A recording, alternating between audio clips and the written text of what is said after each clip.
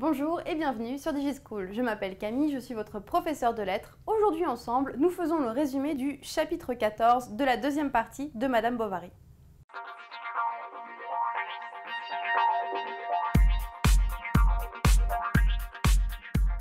Vous vous en rappelez, dans le chapitre précédent, Rodolphe avait rédigé une lettre de rupture pour Emma. Emma, qui s'attendait pourtant à s'enfuir avec son amant le jour même, connaît une syncope puis une maladie relativement grave.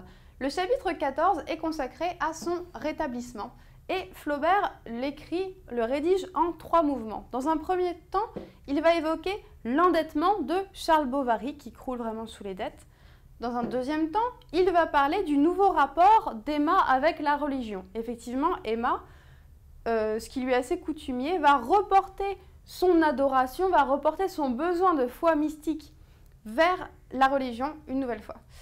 Enfin, dans un troisième temps, nous allons étudier la perspective de l'opéra. Effectivement, le couple Bovary envisage une sortie jusqu'à Rouen pour aller voir un opéra, ce qui va être une scène clé du roman dans le chapitre suivant.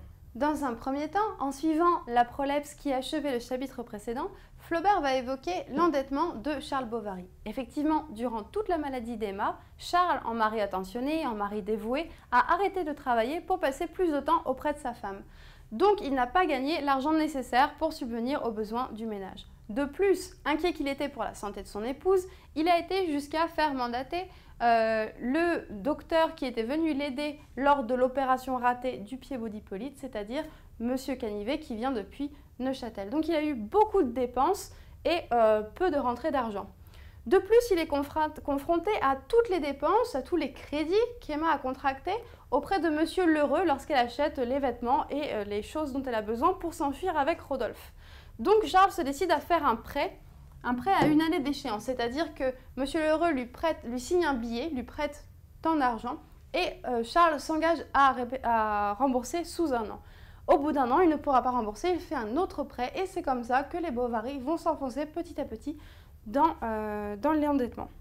Cet endettement de Charles est d'autant plus important que M. Lheureux, le bien nommé créancier d'Emma Bovary, va profiter littéralement de la maladie d'Emma Bovary pour arnaquer le couple Bovary. Rappelez-vous, M. Lheureux est tout à fait au courant qu'Emma avait Rodolphe pour amant. Effectivement, elle lui avait acheté une cravache pour homme, et il savait que cette cravache n'était pas destinée à Charles. Par ailleurs, lorsqu'elle commençait son projet de fuite avec Rodolphe, Emma avait commandé à M. Lheureux une malle de voyage, un manteau fourré, etc. Donc il savait très bien ses projets de fuite, mais il va profiter de la maladie pour venir réclamer les sous au mari en détresse et en plus faire comme si Emma lui avait commandé d'autres objets. Donc c'était la page 288. Monsieur Lheureux surtout le harcelait. En effet, au plus fort de la maladie d'Emma, celui-ci, profitant de la circonstance, pour exagérer sa facture, avait vite apporté le manteau, le sac de nuit, 2 caisses au lieu d'une, quantité d'autres choses encore. Donc Charles, benet qu'il est, se laisse mener en bateau par M. Lheureux et doit énormément de sous. Dans un deuxième temps, l'auteur va évoquer le nouveau rapport à la religion d'Emma Bovary. Effectivement, Emma a toujours été très croyante, mais elle est quand même versée dans le péché depuis au moins qu'elle est mariée avec Charles. Cependant, après sa maladie, durant sa maladie plutôt, elle a à un moment une crise mystique. Elle pense qu'elle est en train de mourir, elle a un véritable sentiment d'agonie, dans une scène d'agonie qui d'ailleurs fait écho à la scène d'agonie finale lors de la mort d'Emma. Durant ce sentiment d'agonie, Emma ressent des visions célestes. Elle voit Dieu le Père sur un trône, elle voit des anges, elle se voit elle-même monter au ciel.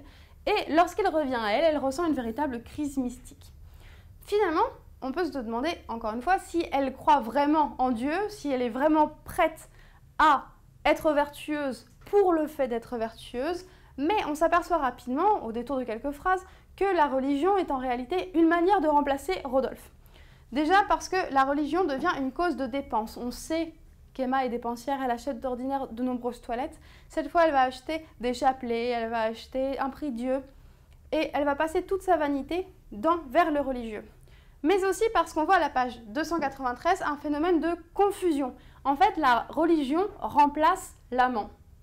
Ce qu'elle ne peut plus mettre d'adoration vers Rodolphe, elle va le mettre vers la religion. C'est donc une raison assez peu valable de recommencer, de ressentir un regain de sentiments chrétiens.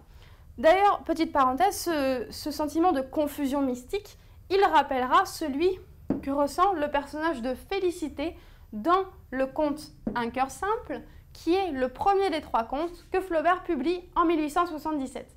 Pour faire un résumé rapide, Félicité, c'est un personnage de domestique qui ressemble d'ailleurs grandement au personnage de domestique, également prénommé Félicité, de Madame Bovary.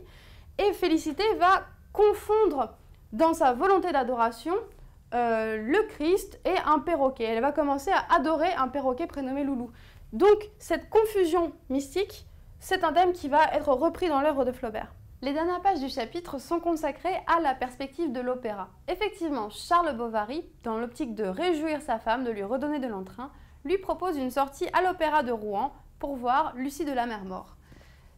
L'annonce de cette future sortie à l'opéra occasionne une dispute entre Homais et Bournisien, l'abbé Bournisien. C'est une dispute comique où l'abbé va dire tout le mal qu'il pense de la mauvaise littérature, ce qui est un passage de grande ironie de la part de Flaubert, puisque l'abbé va considérer que la littérature est immorale, amorale, voire immorale. Et c'est effectivement le cas de Madame Bovary, qui est un roman immoral, puisqu'il propose une vision de l'adultère. Finalement, une fois que cette scène comique de dispute entre Homais et Bournisien est passée, est achevée, l'auteur nous narre l'arrivée des Bovary à Rouen. Il nous narre même l'entrée des Bovary dans le théâtre. Madame Bovary achète des gants, achète un bouquet, et Charles Bovary fait preuve comme il peut de toute sa maladresse de provincial en arrivant très longtemps à l'avance alors que les portes sont encore fermées. Voilà, c'est tout pour aujourd'hui. Merci d'avoir suivi cette vidéo. J'espère qu'elle vous aura été utile. N'hésitez pas à consulter d'autres fiches ou d'autres vidéos sur le sujet et à très bientôt sur Digischool.